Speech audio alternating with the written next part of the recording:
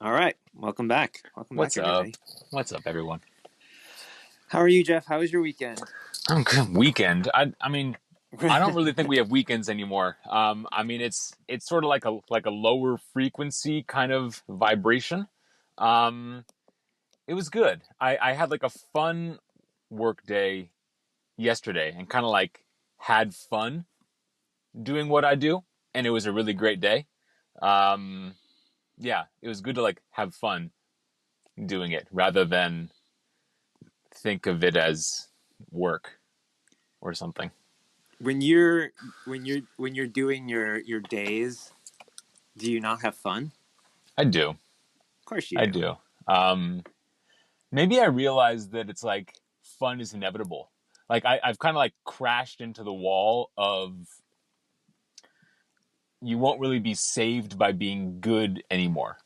It's like you've already checked that box, and now it's like, well, you're sort of made of momentum, and you're just kind of gonna float forward as you float forward, along with everyone else who is sort of in the same league, right? I mean, to use a term from another podcast, Dunbar buds. I'm not sure that'll translate to this audience.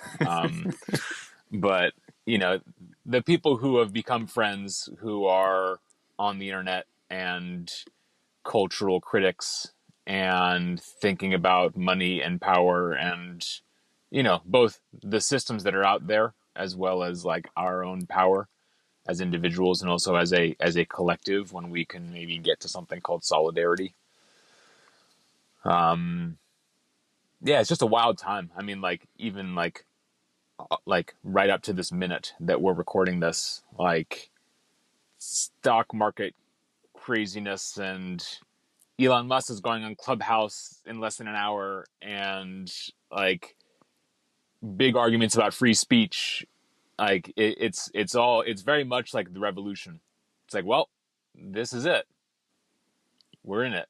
And it's like everyone has their own tools and their own weapons that they've got. And it's like, well, this is sort of what we asked for. And now it's like, well, you play it out on the battlefield of Monday through Friday and Saturday and Sunday. And all the hours and minutes and seconds are being counted and measured and put on proverbial blockchains. And we're just who we are. And you go fight it out. And the chess moves will play out. And that will be our lives. And we're in it. Minute by minute. Yeah, there's really no difference between the weekday and the weekend for me, other than the fact that my wife works normal hours. Some people, I've never been like this, but some people can work a job that they love, but they also love to not do it. Like Mm. they love their job, they love what they do, but they can't wait for the weekend and they can't wait to not be doing it. And Mm-hmm. my wife is kind of like that, which means that especially during this lockdown when we're together all the time in the same place, we kind of have to sync up. So my weekends do become, there's still a lot of work, and there are a lot of work in that. For me, when I say work, I mean kind of high intensity thinking all the time. Mm-hmm. And the weekend becomes a low intensity. I think low vibration is a good way to put it. Mm-hmm. But the no, there is a lot of stuff going on. Why do we care about Elon Musk going on Clubhouse? Why do we even care about that? We Well, do. we I do. do. I mean, because it's our. It's our industry, and it's our culture, and it's our history, right? Like all of a sudden, all the stuff that you and I both know, it lives in the world of other people, and it's like all the stuff, right? I mean, it's like we've thought too much about Twitter and Instagram and data structures and social media and self-presentation. Mm-hmm. We've thought too much about it where there's no other place we could go, right? Like if we went to a village in Africa that still dresses up in their native dress, and it's like we wouldn't be able to talk about what matters to us. Maybe that didn't translate. I wish I could delete that. That was my Can't delete it. We're recording. This is I know. content forever. Well, Yeah. We're not on Clubhouse here. Right. Um, Well, I think Clubhouse is even more dangerous it because kind of is. Yeah. it's very dangerous It's because dangerous. you can't help but reveal yourself and keep right. I mean, like, this is what I talk about all the Mm, time. You know, this is a good one. Yeah. self actualizing bravely. It's like, well, you might reveal that you're an idiot and you're an asshole and you're racist and you're sexist and you're ignorant and you're disrespectful. It's like, You're well, you're saying this because you can't go and decide not to release it or edit it or cut it out, right? Is that the reason that is dangerous? Because right now, if we were to say something that could be misinterpreted, at the end of this recording, we would say, "Let's not put that one out. Let's I hide this one. Let's delete it." sure.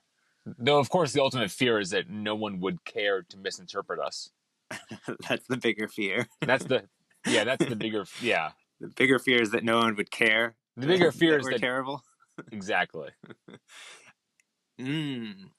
Well, I think the like I've heard like all like the last few hours I've heard on Twitter about Elon Musk going on Clubhouse. Oh, that's such a big deal, and for me it is. But it kind of there's part of it reminds me of the late 2010s, the late aughts, when when when the, Ashton the, the Jurassic period, what you're talking about.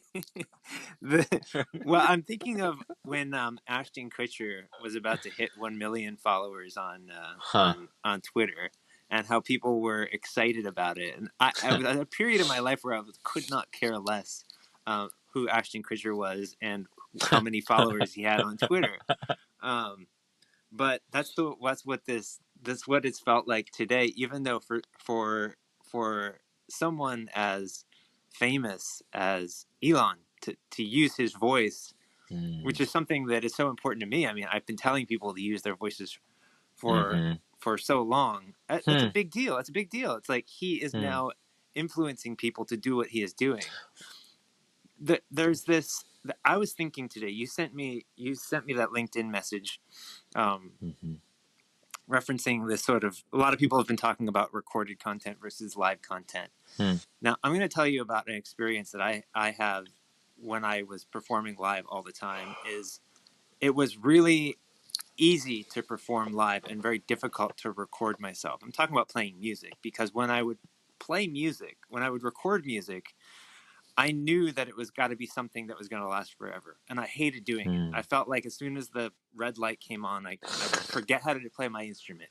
But when I was playing live, I never really worried about that, because everything was fleeting and everything could leave. And like, even though I was getting up in front of people, hundreds, sometimes thousands of people, I never really felt that danger, Hmm. because people were not gonna, probably because I knew they weren't gonna really remember anything bad from that night. They were all too drunk, or they were all having too much fun. They were primed to have fun.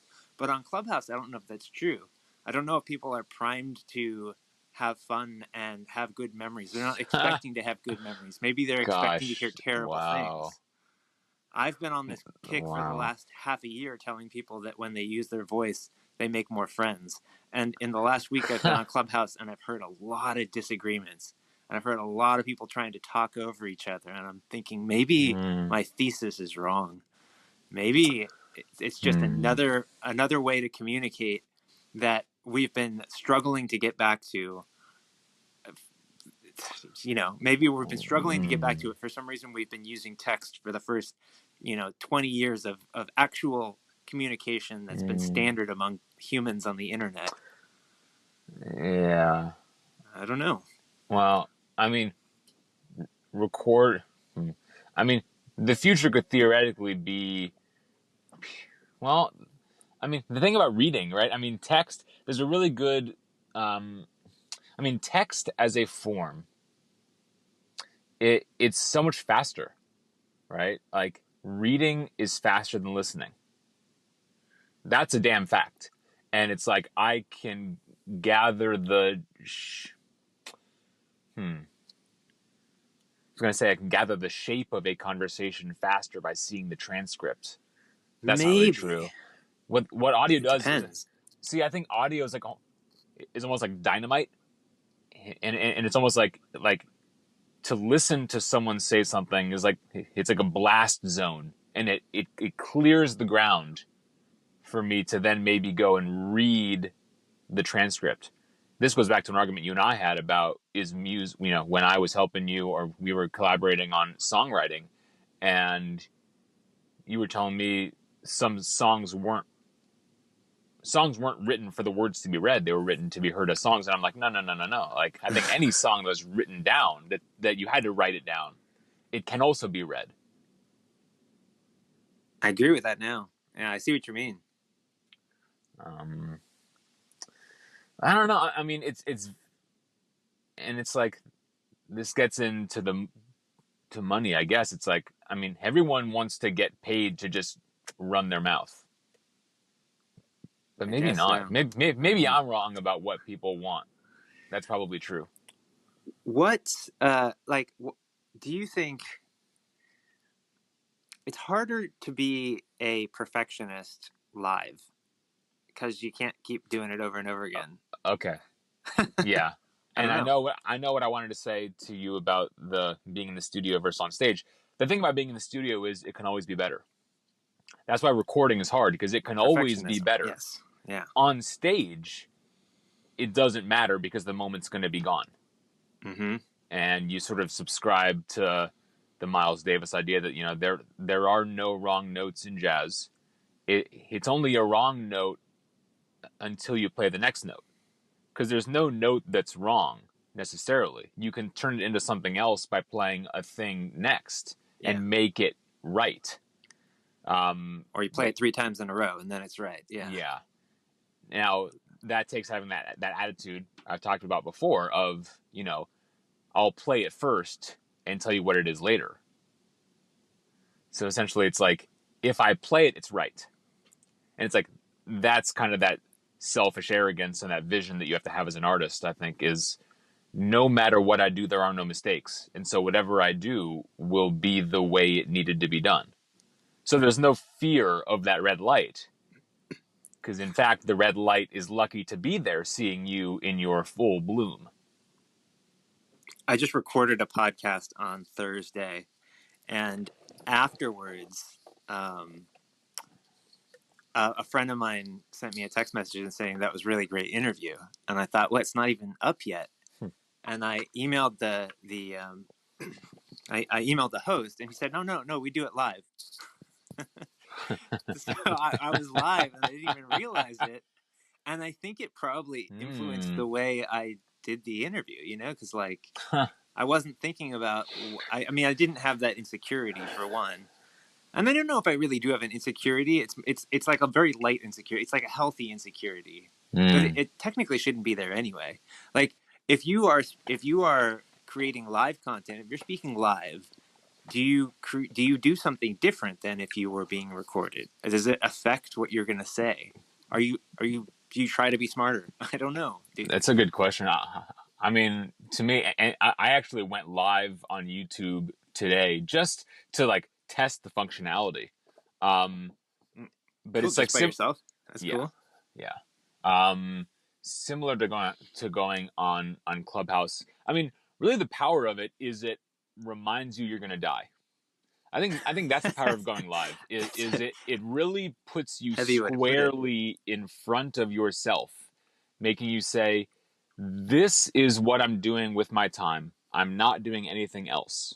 And you kind of feel the weight of that, and the weight of your aloneness, and maybe the weight of the specificity of your life.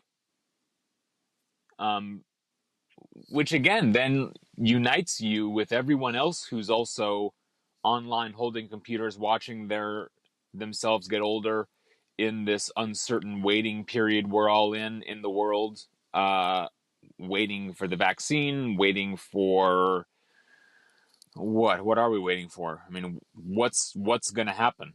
I mean, all of our comrades are going to go to battle tomorrow in the theater of corporate America and or tearing it down. And it's just that every day until you give up or you die. And it's like, well, shit, I guess there is nothing to wait. I guess the waiting is over. And now this is just yeah, yeah. I mean, you sort of meet those existential questions. I mean, that's just me. I mean, some people are experts and they go on and they're interviewed about their expertise, but it's like for me, like anytime I'm speaking, you know, um, I actually want to quote Tupac here. He says, "Anytime I speak, I want the truth to come out. Anytime I speak, I want to shiver. I want to shiver. Like I want to like reinvent what being a person is, and like keep leaning into the weirdness of that." Some people don't go on podcasts to do that's not some people's jam. Some people want to sort of be in their lane and say, I'm a this and a this and a this. And they don't change their Twitter bio for a year. Whereas I'll change it 2, 3 times a day because I don't know what I am. Oh, you're an art. That's what artists love to do. They love to keep on trying things. Well, Artists love to keep on trying new you things. have There's nothing to. wrong with that. I mean, you have to because you can't be comfortable Well, because comfort's suffocating. I had a collaborator who once told me, he said, Geoff, you're like every other artist I know. You want to constantly change things until Hmm. something feels right. That made Mm-hmm. perfect sense to me. I want to Mm-hmm. change things until things feel right. But he actually made an argument that sometimes it's not going to feel right, and you have to stick with it until it does feel right. And that Wow. was pretty profound because I Hmm. listened to him. I followed his advice, and then sure enough, I was just doing what was naturally me. Because I think what I was in trying to change what we were doing until I felt like it was right. Well, I knew it was right from the beginning. It was whatever it was me and whatever I wanted to do. I just needed to stick with that for as long as possible. Hmm. It's the truth that you talk about all the time. You just have to do Hmm. that until enough people see it. Well, and I think people will see it when you believe it. I mean, I think the like self psychology game and the audience metrics game, I think they're really tied. I mean, I think that the other people will take notice when you're doing something worth looking at. Right? People flock to warmth. And I do think it's a writer's job to restore warmth to people's lives. What do you mean by warmth? Well, much like the fire in olden times when it was all about hunting and gathering and building a civilization, and raising children in that order, and sort of convincing the kids to take up the rituals and the robes and the staffs and the sun gods, and the harvest that the adults landed on. Um, Bring me back to the question again. Well, I was wondering. I wanted to know what you meant by warmth. Like Right. people seek Yeah. warmth. I So agree with you, but I the just fire. Yeah. So even like fire. the metaphor of the fire. It's very hard to go on. It's very hard when you see that you're sort of up against the wall. As a not only a creator, but I mean as a person in the world today, trying to make a living, and sort of like stay stay positive. It's very hard intellectually to like do that consistently. So Yeah. I mean, I think inspiring others is paramount, and it's a term I haven't used much. It's a term for a long time. Inspiration really like rubbed me the wrong way. The musician Nick Cave, I like to think about, and he said once, inspiration is a word used by people not really doing anything. Um, Hmm.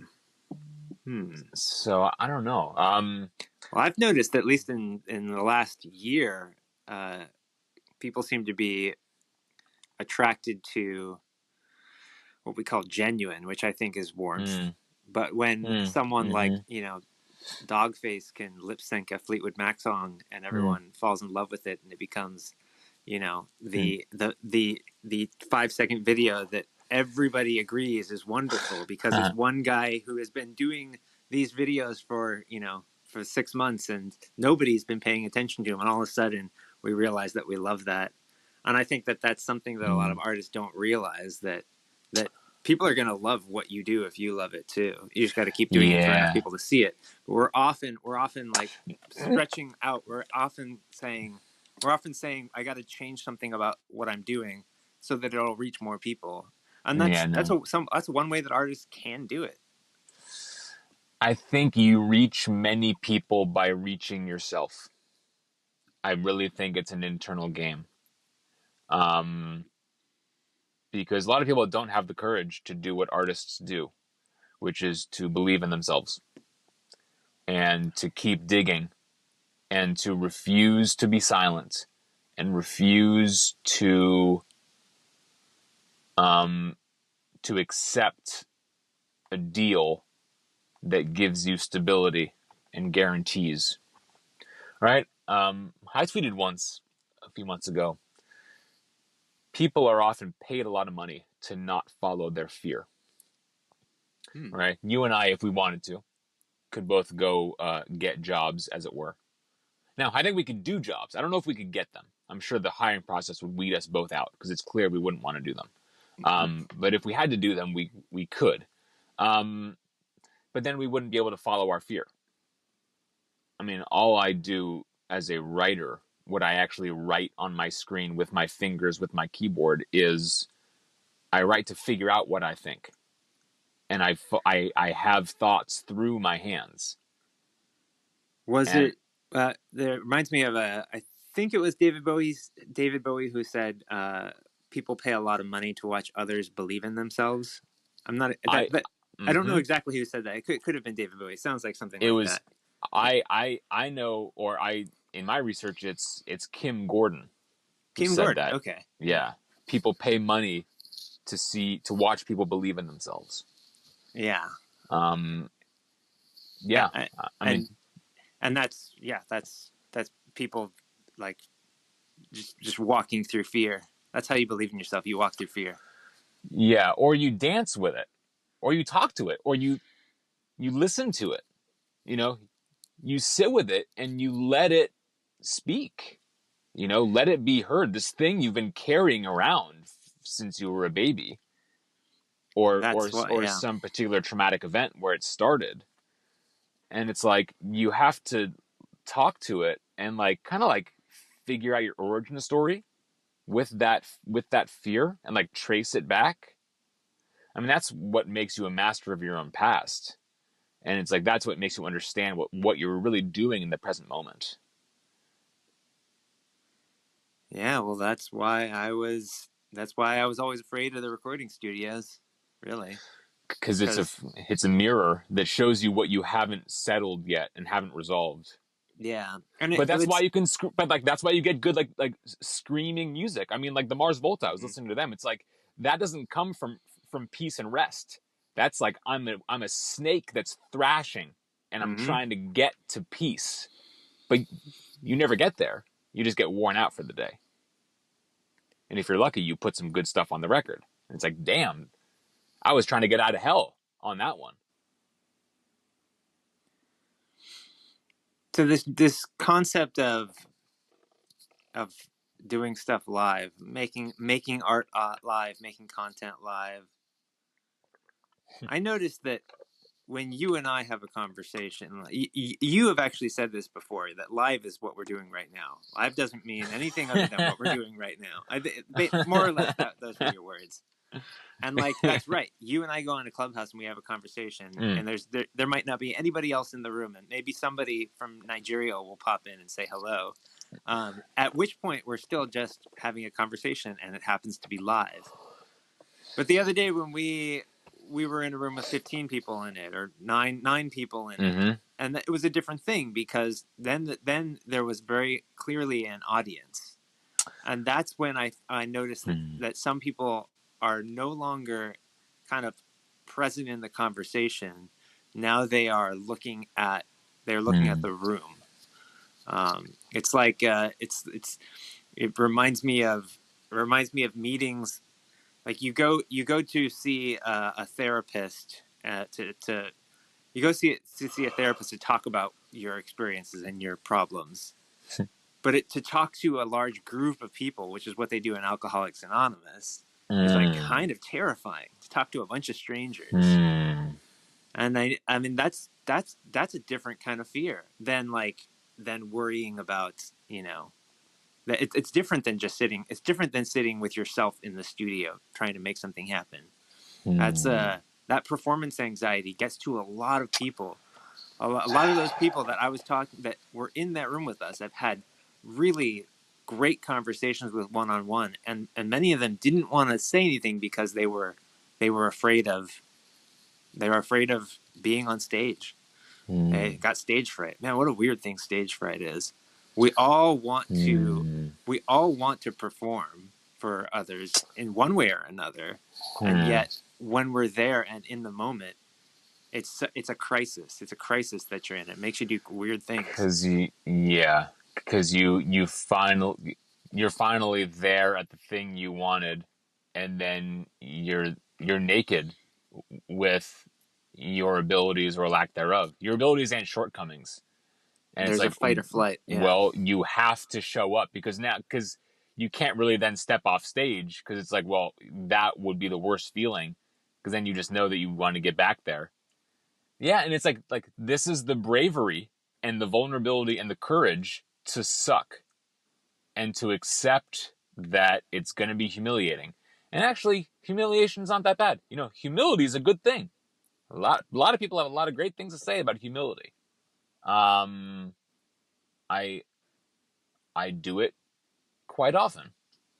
Um, and it's yeah, kind of it's like yeah. You're right. you can't be good until you're bad. Like it can't be easy until it's hard. Everything's hard before it's easy.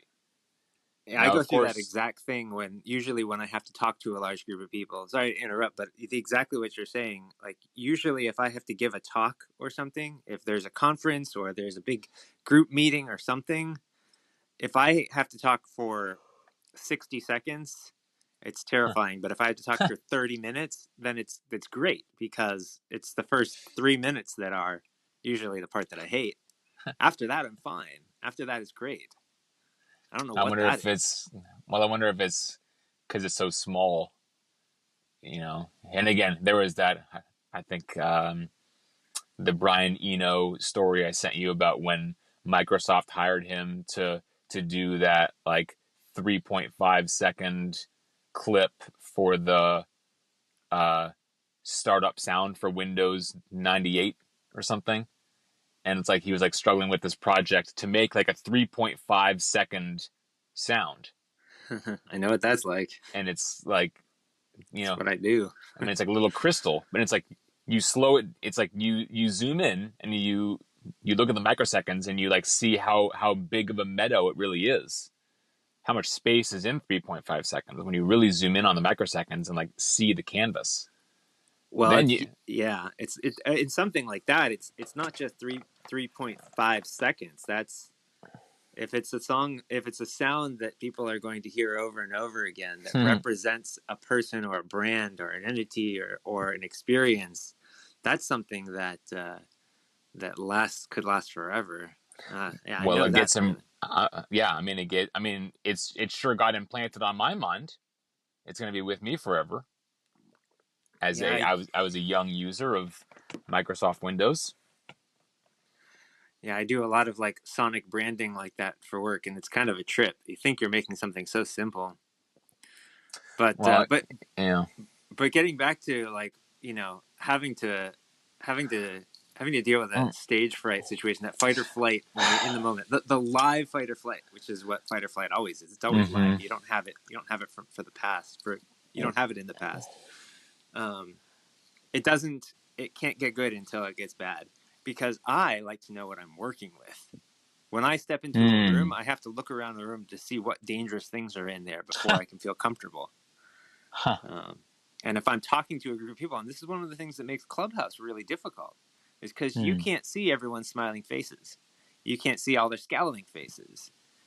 You can't see if they're about ready to throw beer bottles at you or if they're going to give you a round of applause because that doesn't happen in that forum. So it's a very strange place to give a talk. What do you need from the audience? You know what? I don't know exactly what it is. I think it's like I gotta find the equilibrium. Um, Hmm. uh, for me personally, an audience just tells me where I am. I get my bearings. It's like I pull out my compass, and my compass says this Huh. direction is north. And then once I have that, then I'm good. And it doesn't matter whether, I mean, I've done performances in front of thousands of people who literally hate me, and I felt totally comfortable there. Um, but as long as I had my bearings, so to speak, then I was okay. But if I don't know that sentiment in the room, I'm really uncomfortable. Hmm. It's really hard. It's Hmm. really hard. It's really hard to address a room, whether I'm playing a musical instrument or giving a talk or just talking off the cuff. It's pretty hard if I don't feel like I'm interacting with people. I've Huh. never done a webinar, for instance. I've never done one. I don't know what it's like. I bet it's pretty weird. When all you have is a troll box or whatever, a chat box that people Right. are, what are you supposed to do? Say like, Hmm. you know, type something if you're having a good time. Like I don't know. How are you supposed to know who you're talking Well, to? yeah, and it depends on why they're there. Yeah, Um, I wanted this idea of the red light, and being in the studio versus being live.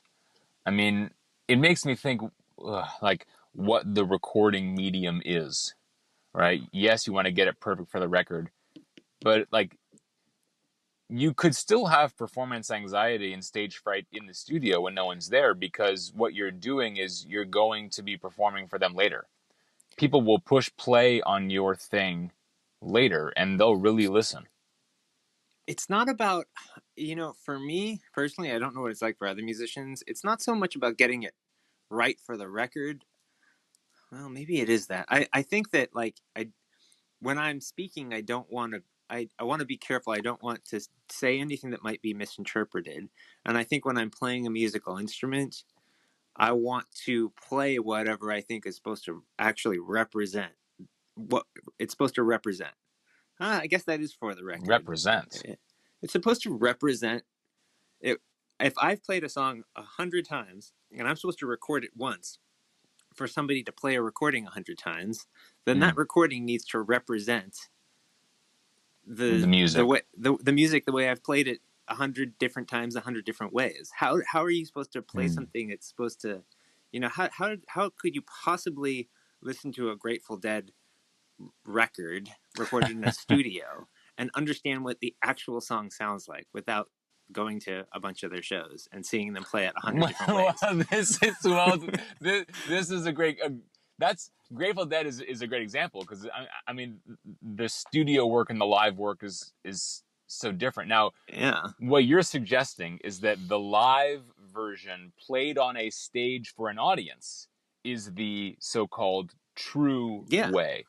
true, yeah, Where, probably for a lot of where music, yes. whereas I would say playing it in the studio is the thing.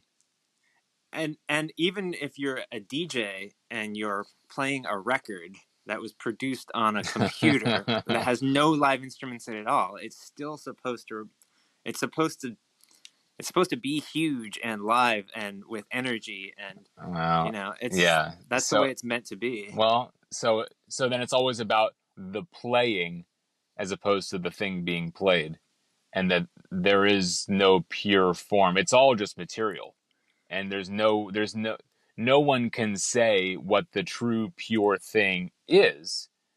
It's mostly about the fact that you're doing it again and doing it now and doing it live. Yeah. So I mean, I played in a band that was kind of an art punk band, and we kind of never really played the same song twice. And I think that oftentimes when I was recording, I would be afraid that however I put something down on the record was going to be the way that I would have to play it live from now on, which wasn't really true, but Mm. sometimes you expect that. You go to see a performance and they play something different or sing it differently, and you're like, that's not the song that I know. And I never wanted to be Right. inhibited in that way. Reminds me of this quote from Borges, who's a very famous author. He says, the original is unfaithful to the translation. Yeah, So it's that almost like the version you're familiar with is actually the original. Like, I mean, which is wild. I mean, considering how many, German, Italian, Spanish, Russian, Polish literature and writers I really like, and all I've heard are the English translations. And it's like, well, hmm. shit. Then you like get down to like the nuts and bolts, and it's like thinking about Franz Kafka in a room, like writing this stuff in his mother tongue, as it were. And it's like, whoa, what do those words mean? It's actually way different. It's a whole different flavor of being a person I and always growing thought it up. was I always thought it was crazy reading the brothers Karamazov and all of these songs in the book rhyme in English. That can't possibly be, Right. you know. Well, because translation is a fascinating art, and there's people who Yeah, that's their work, and it is like an original creation, right? I mean, essentially, it's like, I mean, if you're a translator of,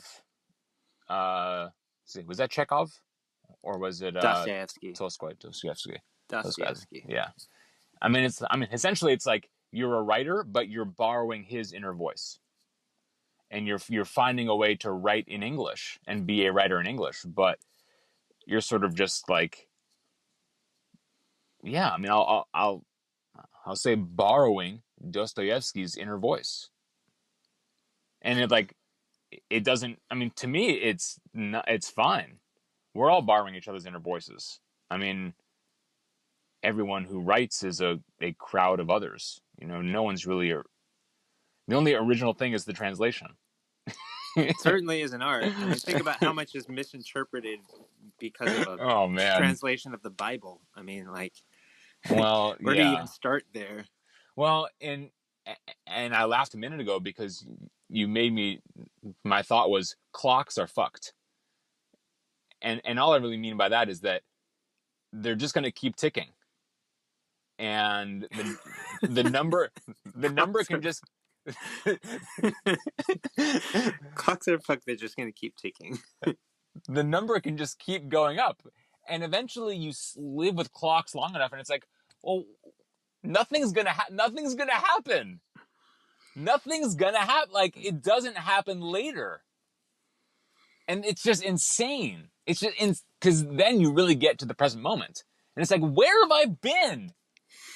What is going on? And then, and again, it's like, well, luckily you come to and you're making art with a collaborator, and you're on the record, and there are those handy dandy trusty numbers again. And it's like, I guess today is Sunday, January 31st, 2021, and I guess tomorrow is Monday in America, and we have a new president, and the pandemic is what it is, and you snap back into line, and it's like, where was I? What did I do? What did I do this weekend? How was your weekend, Geoff? I have no idea where I was. I don't know. I don't know what happened. I don't know. Yeah, I was pretty lost too. Well, for one, the weather was different than it was the day before, so I get completely lost. It's like, yeah, it's a good point. That's the kind of the way I've felt a lot lately, is coming to and being, where the hell have I been? Well, that's why we have each other. Yeah. That's why Well, we have this. That's why we have this on the record. yeah. It's actually, we make this recording. We make this recording because we love to make this recording, but it's like we're doing it live for each other. Mm-hmm.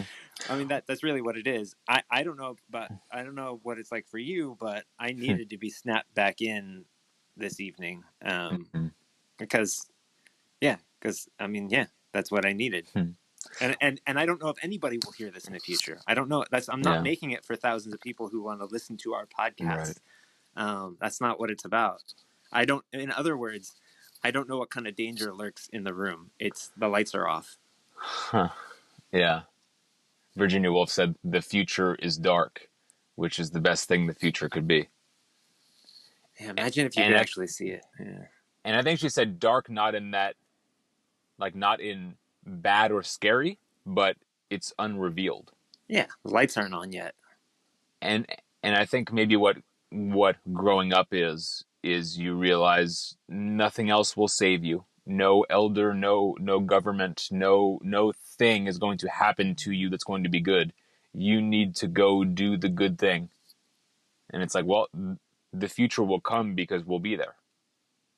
I'm not going to read about it in the newspaper per se. I mean, I will, but it doesn't happen to me and it's not done by others. I'm not an observer.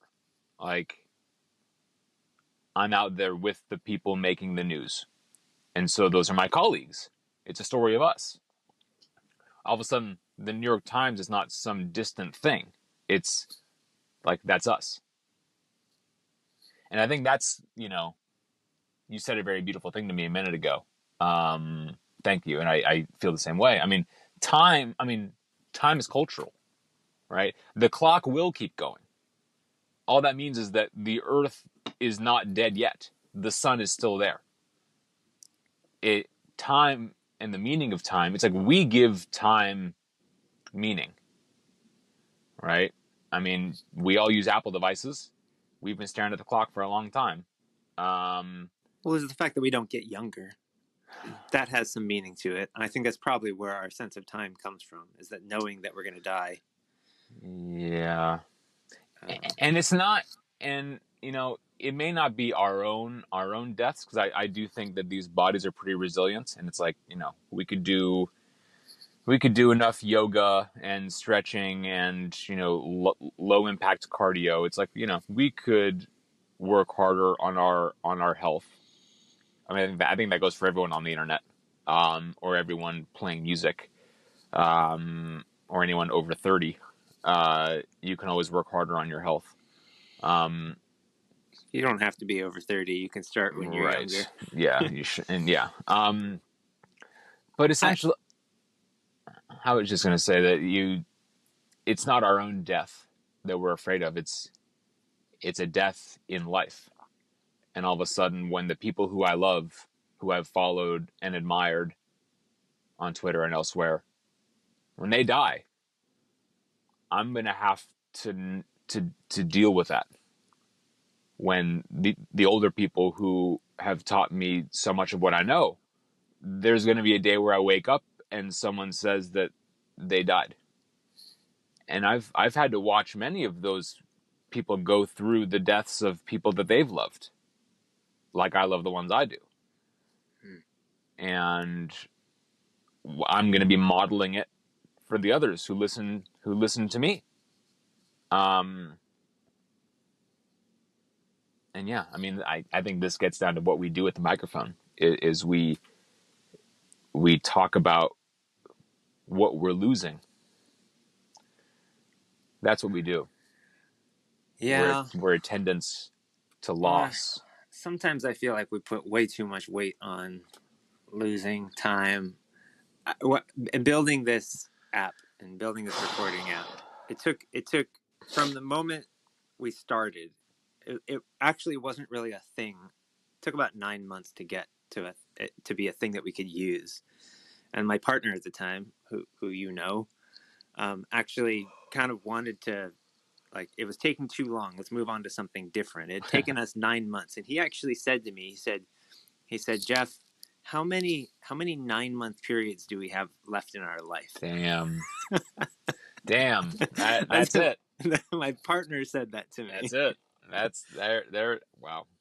And the sad thing is like, man, is that, it was like, it's something that you don't want to hear your partner say, but it's something that, like, I guess you gotta think about that. Like, for people who want things to happen, and me personally, like, I've had a little bit of there's an urgency to what I'm doing. I want to do it now. It's taken too long. I can't take longer. I've got to get it done. I've got to get it out. I've got to, you try to coach me away from that.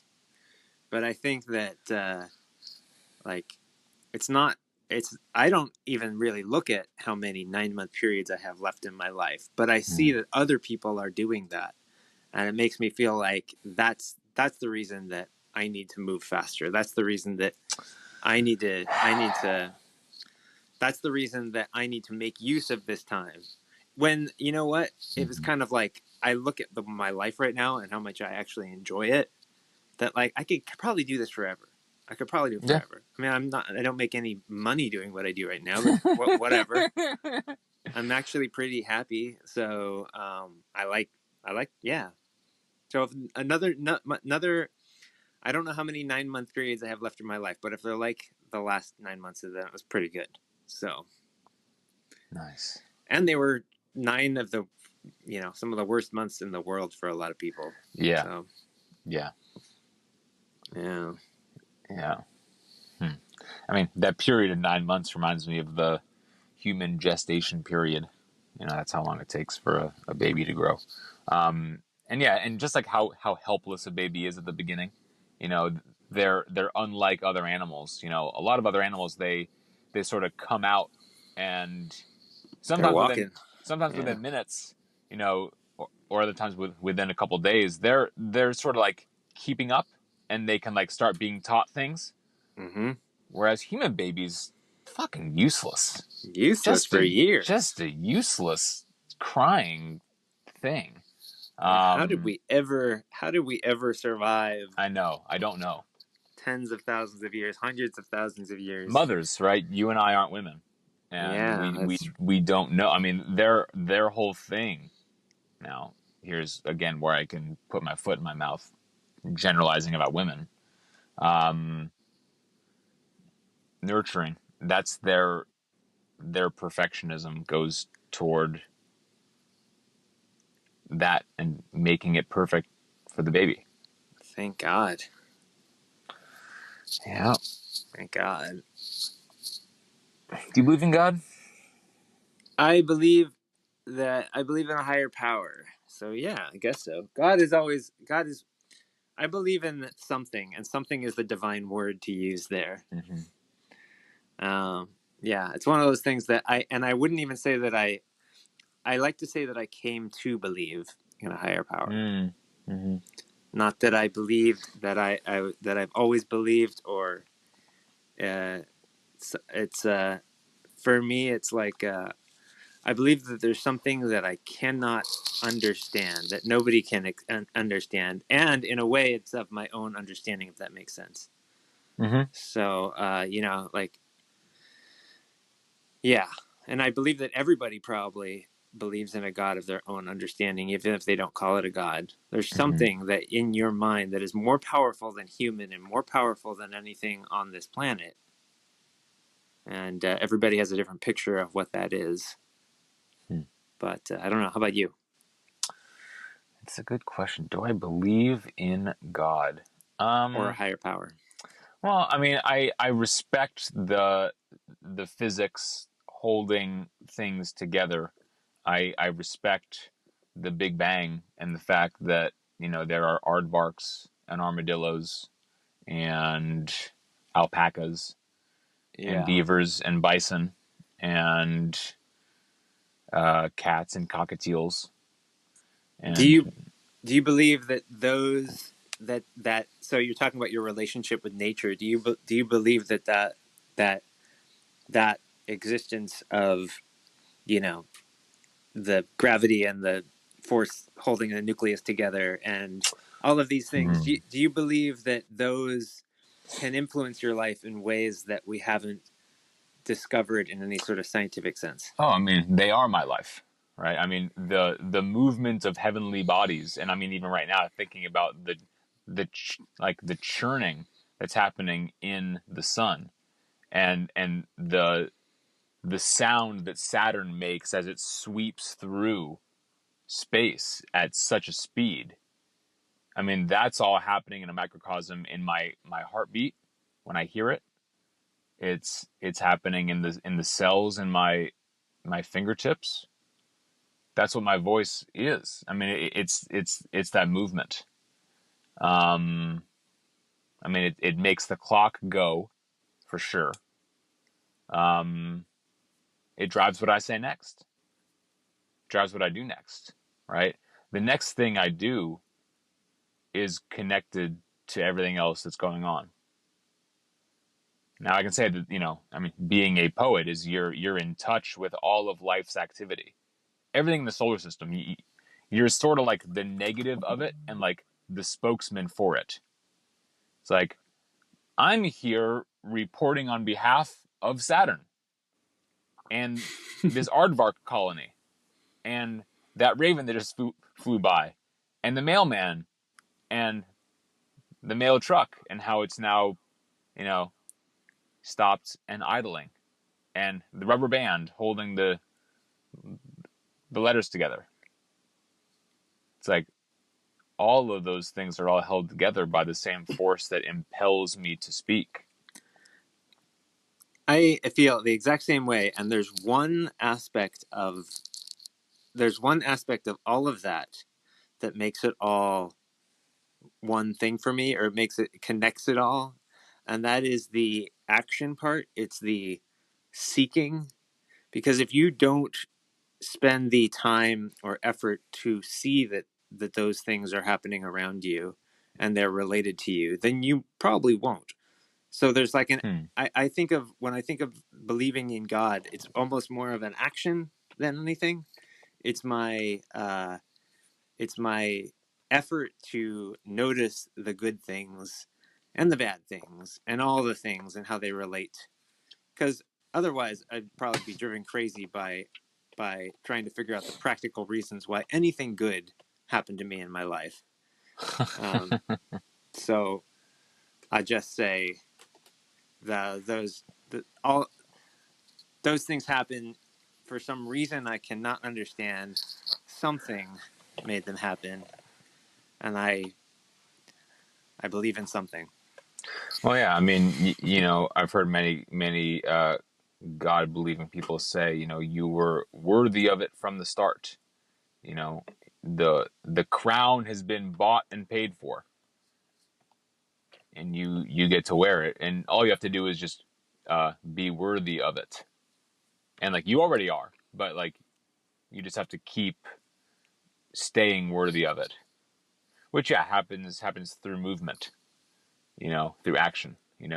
Do the right next thing, do the next good thing. Now, good is relative and sort of assumes an order that you're aiming for. But you also got to respect chaos. So I don't know. I mean, maybe to me, God is like the excitement of chaos and order meeting. It's like the fact that I am chaos, yet I see myself needing to be in order. Copacetic is a word I kind of use often, sometimes with a tongue in cheek, which means in perfect order. And it's like, no matter how crazy I went yesterday or go today, I will begin tomorrow with today in order. And it's like, whoa, look at all the crazy shit I wrote and said yesterday. And there it all is. And I can use that as material, right? We can go on, and many people do go on, at least the internet, and say, I was so honored and privileged and excited to spend an hour talking to keyword JJ, and we rambled on about God and music and fear and the red light and aardvarks and armadillos. And here, you got to listen. It was awesome. Listen to it. It was great. It's like, I could do that, and I could do 25 other things. And it's like, what'll stick? And what does it even mean to stick? Can I make one person feel something? Can one person who's not you or me hear this and feel something and feel not alone? And maybe that's inspiration. Maybe that's the fire. Maybe that's the whole point of what we do, is how to make someone else feel like they're here. How do they feel do they feel represented by us? Have we successfully obliterated the illusion of separateness? It's a good question. Maybe it's a good place to end it. Sure. Pretty good conversation for a Sunday evening. Yeah. At 9 p.m., Yeah. 10 p.m. Yeah. Ready for the weekday tomorrow? Have a good weekday. Have a good Yeah. weekday. Yeah, Monday. no. I hope you enjoy all your meetings. Yeah, I mean, the last few weeks have been fire.